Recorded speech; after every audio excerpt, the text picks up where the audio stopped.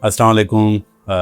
उम्मीद आहे सभु ख़ैरियत सां हूंदा ऐं वंस अगेन मां जेको आहे कोशिशि कंदुसि त जीअं असांजो प्राइवेट फर्म आहे उन में असांजा दोस्त कीअं अपीयर थी सघनि था ऐं उनखां अलावा उन जे लाइ कहिड़े क़िस्म जी प्रिपरेशन उन्हनि खे रिक्वायर्ड आहे.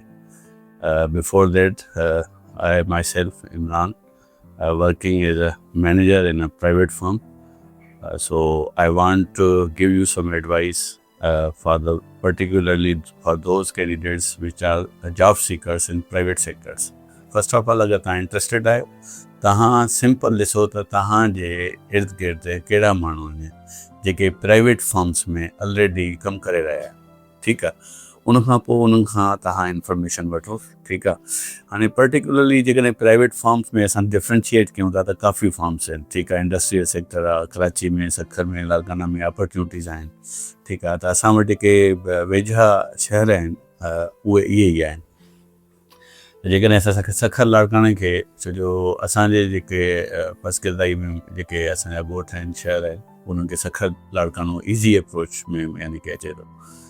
त फार्मास्यूटिकल्स जॉब्स बि अॼुकल्ह इलाही कंट्रीब्यूट कयो आहे फैमिली खे सपोर्ट करण लाइ.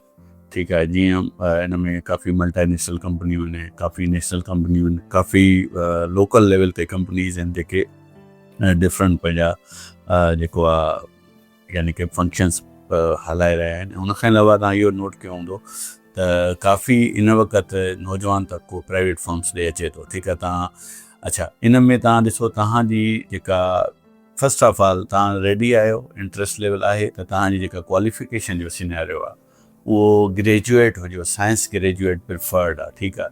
या इवन फार्मेसी थियल हुजे, फार्मासिस्ट हुजो तव्हां. ठीकु आहे. त इहे ॿ रिक्वायरमेंट्स एटलीस्ट आहिनि. इन्हनि मां काई बि हिकिड़ी खे तव्हां जेकॾहिं मीट कयो था त तव्हां एलिजिबल थी सघो था. उनखां अलावा ॾिसो मोड ऑफ कम्युनिकेशन अॼुकल्ह तव्हां ॾिसो त न्यूट्रल लैंग्वेज थी वई आहे इंग्लिश. ठीकु आहे. त उन ते मतिलबु तव्हां टाकेटिव बि हुजो, तव्हांखे कंपोज़िशन, नरेशन, बेसिक्स जेके शयूं आहिनि एटलीस्ट उहे अचणु खपनि ताकी तव्हां जॾहिं इंटरव्यू जे लाइ अप्लाई कयो त उन में तव्हां जेकॾहिं कम्युनिकेशन तव्हां इंग्लिश में थी थिए त तव्हां हुनखे ईज़िली इंटरव्यू जेको आहे ॾेई सघो था. हिन जॉब जे लाइ अप्लाई करण जो जेको सिंपल तरीक़ो आहे उहो इहो आहे त तव्हां मां ऑलरेडी चयो त उन्हनि माण्हुनि खे अप्रोच कयो या वरी जेके डिस्ट्रीब्यूशन सेटअप्स आहिनि सखर में, लाड़काना में. ठीकु आहे.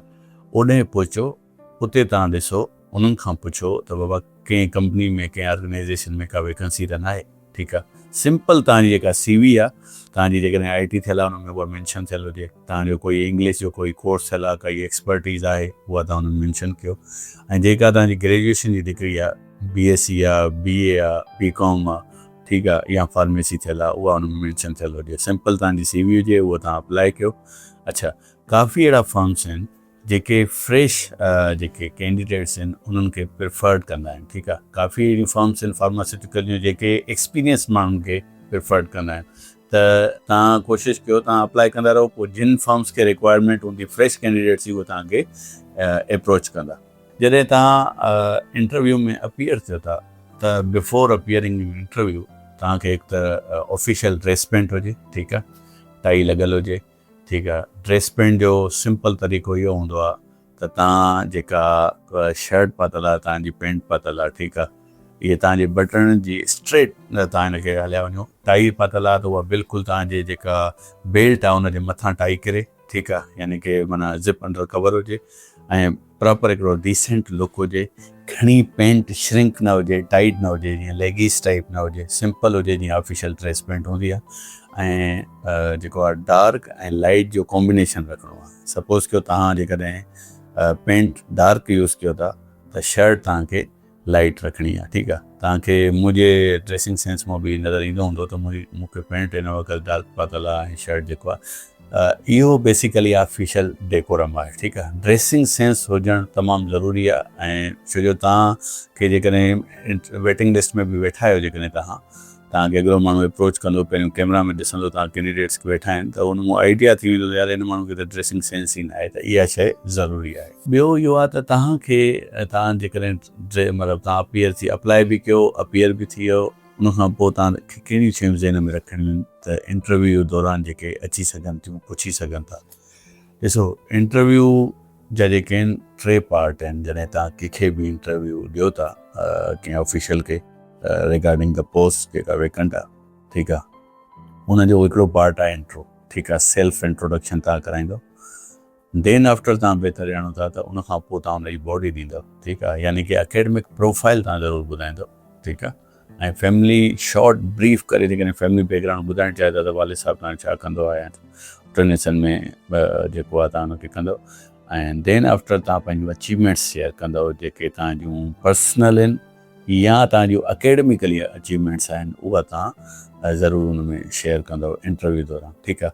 जेका थ्रू आउट जेका कम्युनिकेशन आहे उहा उर्दू में या इंग्लिश में हूंदी या मिक्स हूंदी, ठीकु आहे, सिंधी में न हूंदी। त उनजे करे लैंग्वेजिस जेके असांजी जेका नेशनल लैंग्वेज आहे उहा उर्दू आहे, ऑफिशियल जेका लैंग्वेज आहे असांजी उहा इंग्लिश आहे, ठीकु आहे। त इहो इन जो कॉम्बिनेशन हूंदो जेको तव्हां खां इंटरव्यू कंडक्ट कंदो इंटरव्यू आहे, उहो कंबाइन कंदो त तव्हांखे प्रिपेयर्ड थियणो आहे। सपोज़ कयो तव्हां प्रिपेयर्ड आहियो पर तव्हांजी सिंधी लैंग्वेज त बहितर आहे, पर जॾहिं तव्हां उते वञो था हेजिटेट थियो था त पोइ ज़ाहिर आहे उहो थोरो जेको आहे न माइनस पॉइंट जेको आहे इनकलकेट थींदो।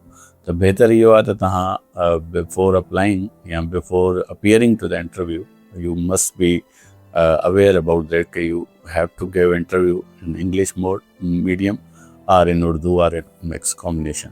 सपोज़ कि तव्हां फार्मास्यूटिकल फॉर्म्स में अटेंड चाहियो था त बॉडी सिस्टम्स हर माण्हू खे जेको इंट्रस्टेड आहे उनखे यादि रखणु खपे। वैसे बि नॉलेज हिकिड़ी ज़ाहिर रोशनी आहे, हूअं बि यादि करणु खपनि, पर जेकॾहिं असां relevant information regarding pharmaceutical job जे लाइ असां सोचूं था त बॉडी सिस्टम्स इन जीअं रेस्पायरेटरी ट्रैक सिस्टम आहे, डाइजेस्टिव सिस्टम आहे, एंडोक्राइन सिस्टम आहे, कार्डियोवैस्कुलर सिस्टम आहे, 6 खां 7 सिस्टम्स आहिनि। इन्हनि खे तव्हां हिन जो कॉन्सेप्चुअल लर्निंग उर्दू में बि इंग्लिश में बि, ठीकु आहे, ऐं इवन सिंधी में बि तव्हांखे ख़बर हुजे त इहो कीअं थींदो आहे, ठीकु आहे। जेको फूड असां वठूं था इहो डाइजेस्ट कीअं थींदो आहे, एब्जॉर्ब कीअं थींदो आहे, एक्सक्रीट कीअं थींदो आहे, यानी कि पूरो तव्हांखे जेको आहे यानी कि नो हाउ हुजणु खपे। नो हाउ सां गॾु गॾु पूरो तव्हां अॻिले खे सम्झाए सघो, इन लेवल ताईं तव्हांखे इंफॉर्मेशन हुजणु खपे।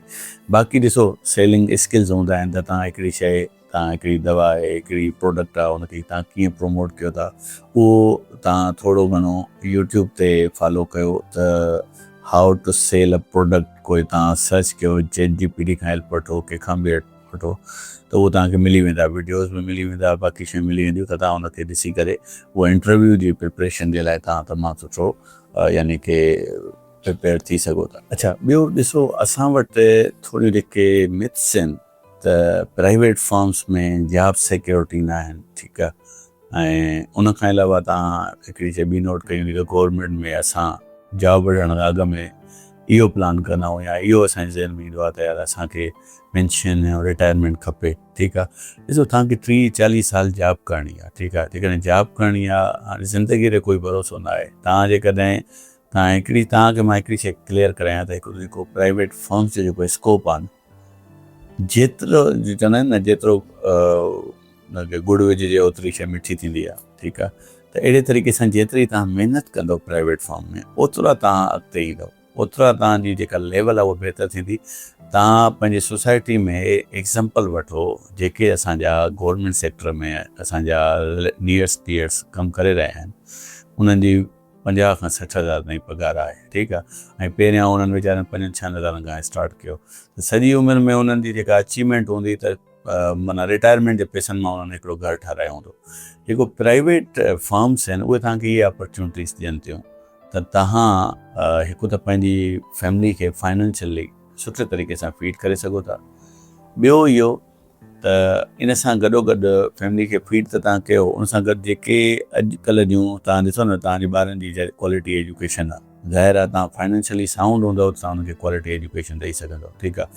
टियों, तव्हां कहिड़नि माण्हुनि में उथो वेहो था, ठीकु आहे। प्राइवेट फर्म्स में तव्हांखे 5 स्टार होटल में तव्हांखे स्टे मिलंदी, अकोमोडेशन मिलंदी, तव्हांजा जेको रहन सहन हूंदो उहो तव्हांजी लेवल माना तव्हांजी हिकिड़ी स्टैंडर्ड लेवल उहा डेवलप थी वेंदी, ठीकु आहे। ऐं तव्हां हमेशह किट में हूंदव, ठीकु आहे। वरी जेकॾहिं तव्हां प्रमोशन्स वठो था त तव्हांखे कार बि मिली वेंदी, तव्हां अॻिते बि अची सघो था। त उन जे लाइ बहितरीनु जेको आहे अपॉर्चुनिटी इहा आहे मतिलबु जेके अपॉर्चुनिटीज़ अचनि थियूं असां लाइ बहितरीनु जेको आहे वर्क इहो आहे त असां उन खे अवेल कयूं ऐं उन जे लाइ असां प्रिपेयर थियूं ताकी असां पंहिंजे पाण खे पंहिंजी फैमिली खे हिकु फाइनेंशियली सुठी सपोर्ट करे सघूं त जीअं असां पंहिंजी सोसाइटी में हिकिड़ी लेवल या हिकिड़ो स्टैंडर्ड रखूं त जीअं माण्हू असां तव्हांखे फॉलो कनि।